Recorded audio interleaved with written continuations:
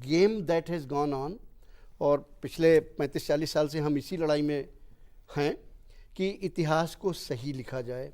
क्यों नहीं लिखा गया, प्रश्न उनका ये था। इस पर आते हैं 1940 से सभी इतिहास में। आपको ये जान के ताज्जुब होगा कि 1918 में रूस का इतिहास पुनः लिखा गया। जिस लाइन पे मार्क्स ने कहा था, लेनिन स्टालिन ने इतिहास लिखवाया पूरा। लेकिन सन 93 में जब रूस बिखरा तो आपको जान के ये ताज्जुब होगा कि पहला काम जो हुआ था, 1 साल के अंदर अंदर वो इतिहास की पुस्तकों को उन्होंने कहा ठीक होनी चाहिए। ये पूरी की पूरी इतिहास की पुस्तकें, यही चीज़ यूरोप में हुई। इंडिया में क्यों नहीं हुआ ऐसा?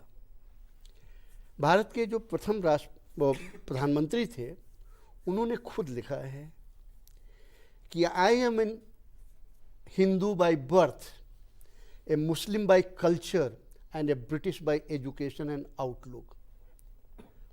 वो खुद लिखते हैं और फिर लिखते हैं birth by accident, culture by part of my life, education and outlook is my training. तो अब ऐसी स्थिति में अगर आप ये उन्होंने लिखा है, कई लेखों में लिखा है, तो जो प्रथम प्रधानमंत्री थे वो, उनको दिलचस्पी सिर्फ ये था, और खुद भी कहते थे कि उन्होंने कहा कि this country has to be modernize and this has to be run as per British.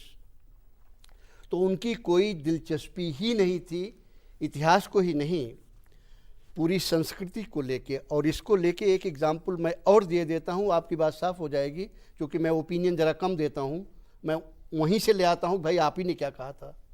1953 में एक फ्रेंच डेलीगेशन आया और वो पांडिचेरी, यहाँ वहाँ गया, बनारस गया, चारों जगह से घूमने के बाद 25-30 लोगों का डेलीगेशन, वो अंत में 1953 में छपा हुआ है, इंटरनेट पे आप ढूंढिएगा मिल जाएगा, वो आके नेहरू जी से मिलता है and they praise the Indian culture and civilization, कि कितना बड़ा कल्चर है, कितनी प्राचीनता है, कितना अच्छा है, कितनी मानवता है, कितना क्या है। पंडित नेहरू ने सब सुनने के बाद 15-20 मिनट के बाद एक लाइन कह के मीटिंग डिसमिस कर दी। उनका, you are praising the very same thing I am trying to destroy.